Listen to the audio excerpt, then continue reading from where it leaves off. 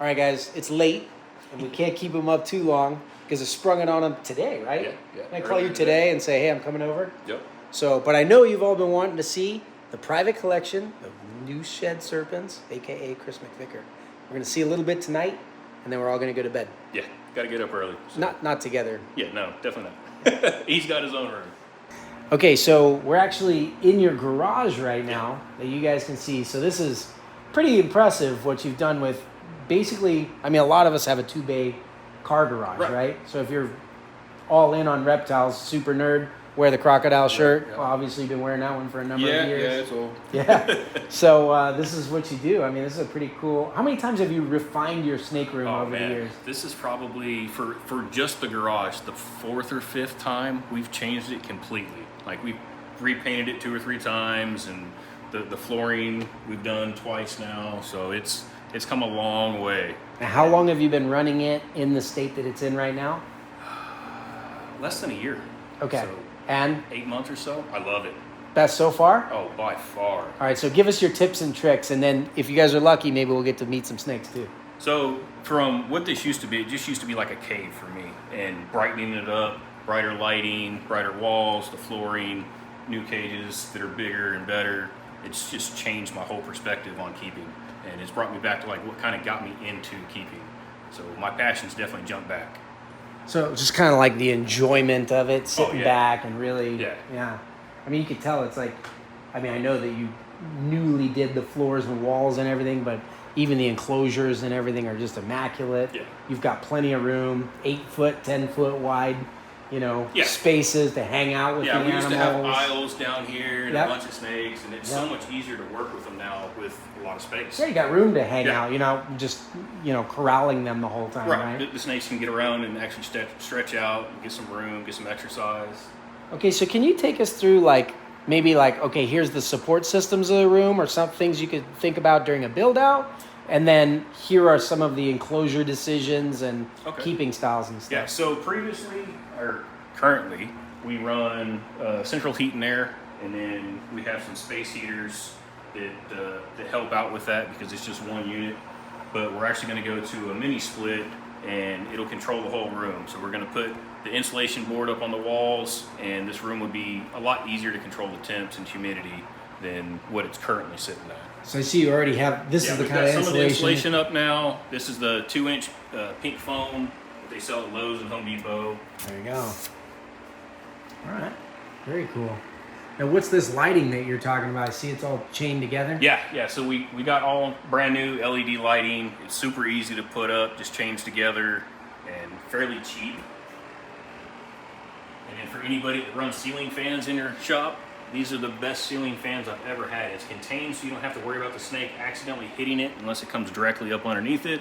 And if I'm on a stepladder to get into these taller cages, I'm not hitting my head on it. Yeah, you can back up into it or whatever. Right. Yeah, I've hit my head on so many ceiling fans in here, and those are awesome. Do you know what these are called or where you got them from? I got them on Amazon. They're cheap. I think they were like $60, something like that, and they are the easiest fans to put up. It's all just one piece and just kind of snaps in. Wow. So easy. Okay, sweet. You got quite the little supply room over here. This is, yeah. That's pretty sick. We switched over the bedding for the first time in probably 10, 15 years. We used to do aspen and cypress, and then we switched over to paper for like the past 10 or 15 years. And then going back to the bedding, cleaning time, smell, it's just so much easier and better. You like it for this stuff? Oh yeah. Okay. Shout out Will Banks. Yeah. There you go. This is all the Mike Will Banks bedding. I buy it by the pallet to make it a little bit better on cost. Okay. No, I mean, hey, that's the thing you got to know, right? Yeah. Like, you're going to go through it anyways, right? Oh, yeah. Might as well bite the bullet one time, get a bunch of special perks on that credit card, pay it off, and, be good to go. Okay. And then we got all the new cages. They're 6 foot long, 3 foot deep, and 30 inches tall. They all have LED lighting in them. And then we got some custom-made boxes for the VibTech bulbs, so we can put UVB in all of them. Okay. The heat panels. I haven't run heat panels probably ever. Like, I've run them on Crocs and stuff like that, but for my snakes, I've never really done heat panels, and I'm really liking it. Those are tall cages too to be running those heat panels. So that's That's a Wilbanks heat panel there too. I believe they're like slimline, right? 130 watt, something like that, and they heat that side great. Like on the shelf, you've got 88, and then a lot of times they get underneath it, they get in the hides, they get on the shelf. All that space, they can kind of thermoregulate themselves really well. I think this is really important too. So you have not only the massive shelf going down. I don't know if you guys can see quite how deep that is, but it's about half the width of the cage, right? Yeah. And then you've got two separate hide spots with very flat tops. You can see that a little bit better there. One on the cool end and one on the warm end. So it's almost like two shelves in there. Yeah. And the hide underneath. So yeah, and then the bigger snakes, we put bigger hides in there with them. Simple, easy homemade hides. Very cool. And who built these ones for you? These are recoil reptile cages. There you go. Well done, guys. They're all custom made, and he can build pretty much anything you want. That's awesome. Okay. All right. What else you got around here? Check out some holdbacks. Ooh, go see some snakes. See my pride and joy from last year. My 50% Super Dwarf Titanium male. Oh my gosh, look at that. The striping on this dude he's definitely the best looking titanium I've ever made. And he's actually, looks like he's starting to go into shed. There's a lot of different looks of titaniums. We used to like nickname them spontaniums because you can just make a clutch of titaniums and not know what you're going to get. Oh yeah. But that is definitely one of the all-time better looks. Hey buddy, look at that. Your bloodline too just always blows me away with like the inky blacks, bright whites, and crazy amount of gold in there. That guy's beautiful. And then we got some 50% Super Dwarf Platinum Citrons. So the Citrons are the Het titanium, and then these guys are platinum too. And usually with the platinums, they don't really start coloring up until they get a little bit bigger, and these things are already just like super bright, super smooth. Yeah, look at that.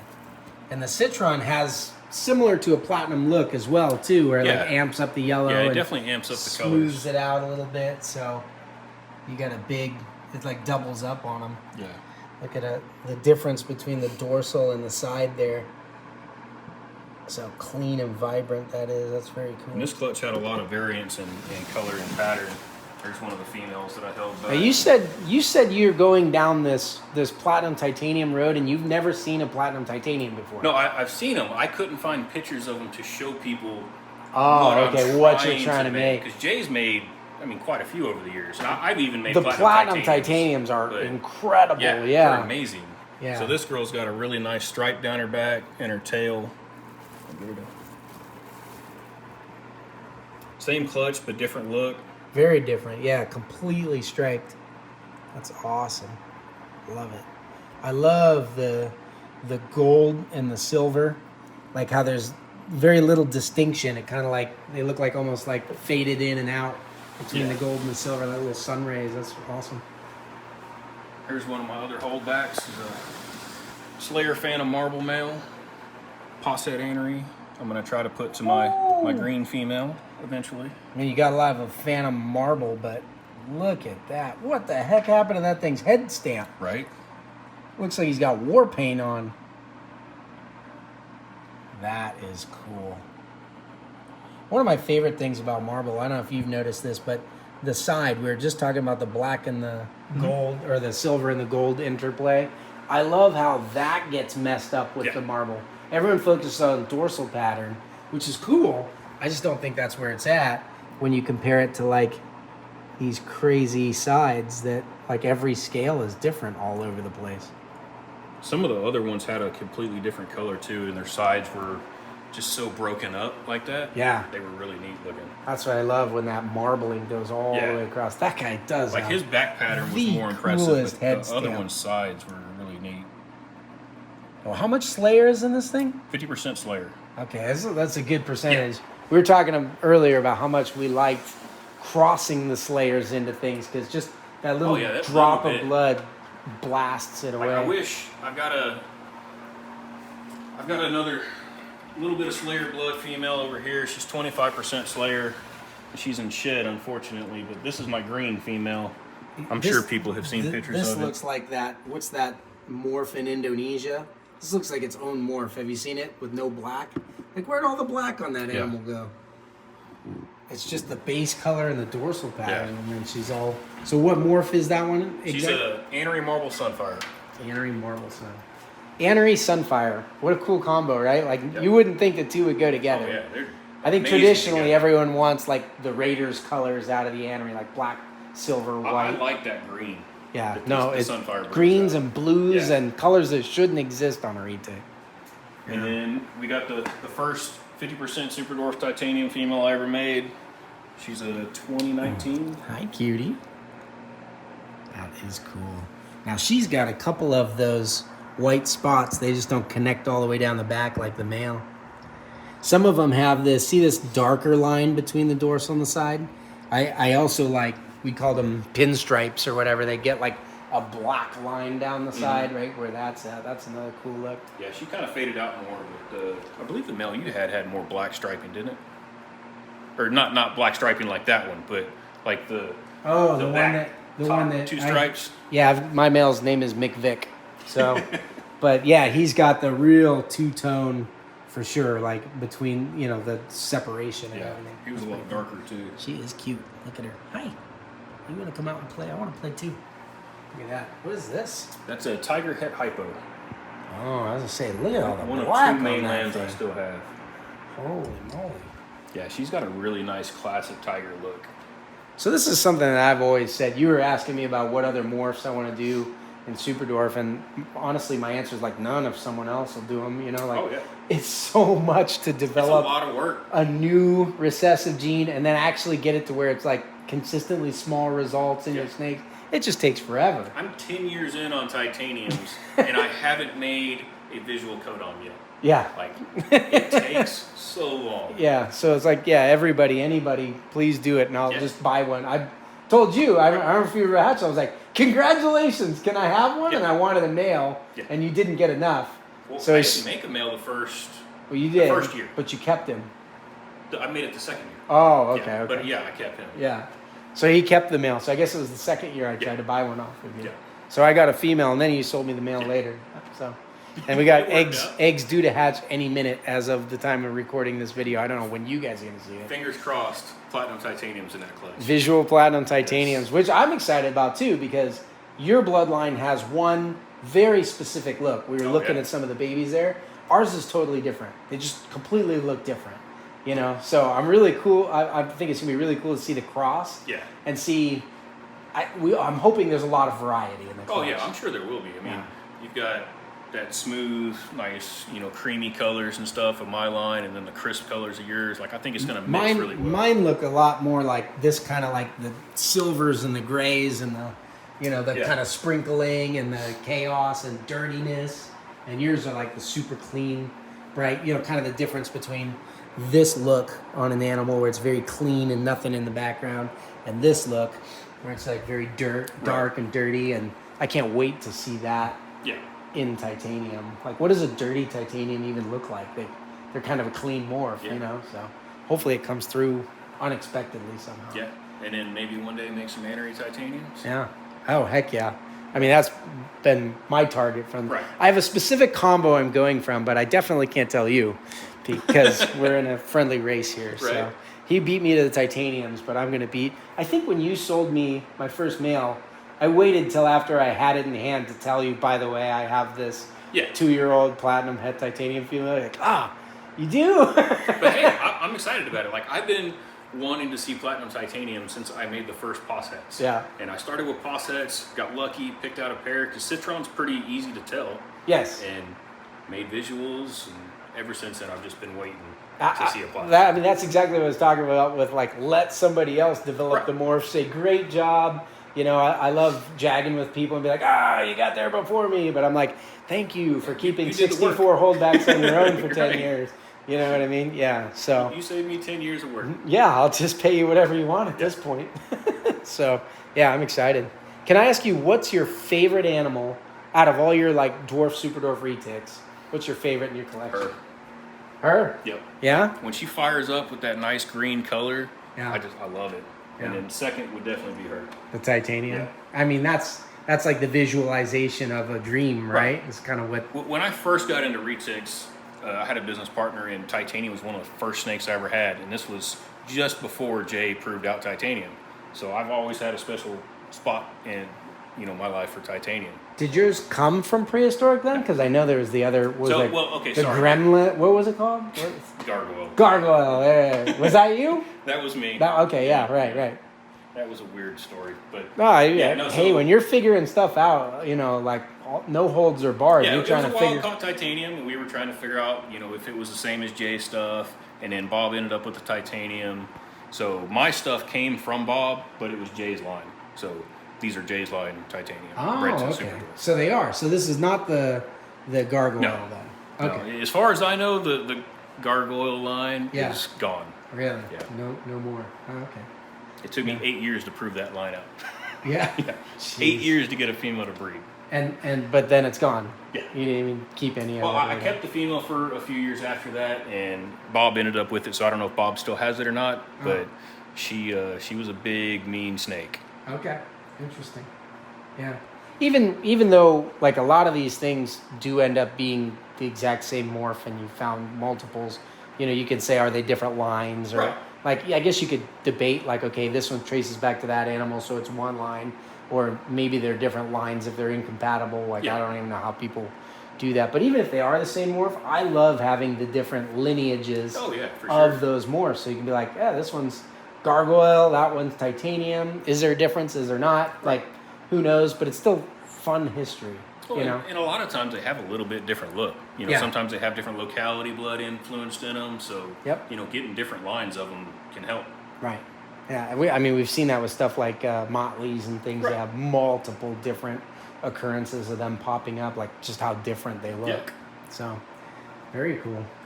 Well, if there's one thing, now that you've put it together, it sounds like you're pretty happy with the setup down here.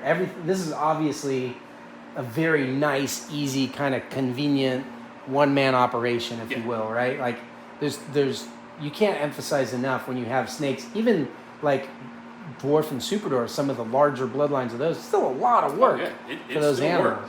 So you want to like streamline your processes as much as possible, have the best possible tools, right? This is my opinion. What would your advice be to somebody who's like, hey, look, I picked up 6 retics in the last year. Should probably start planning on what I'm going to do with these as adults. If they wanted to go in and do it right the first time, so I know sometimes you have to make a little bit more expensive decisions. Yeah. But it's always cheaper than rebuilding it. What did you say, 4 times in this one room? Exactly. Yeah. So what would be your, like, say, top 3 most important things you would recommend when building out a retic room? Save up, do it right, get bigger caging than you think you need. So, if you think you need a 4-foot cage, get a 6-foot. If you think you need a 6-foot cage, get an 8-foot. That way you're not buying 3 or 4 cages, in the lifespan of that snake. Your heat and air, figure that out.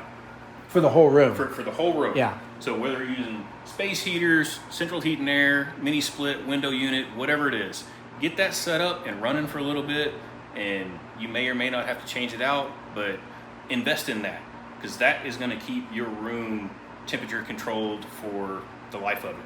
So you're not relying on the life support systems inside each cage to do 100% of the work. They're just adding a little bit. If a thermostat went out, it's still going to be 78 degrees.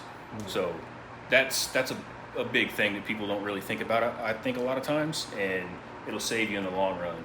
And then your thermostat and your heat for your cage, make sure you're not using, I don't want to say cheap, but not good quality stuff. Because if that goes out and you don't have a good heating in your room, you could lose your animals. So that's a big thing.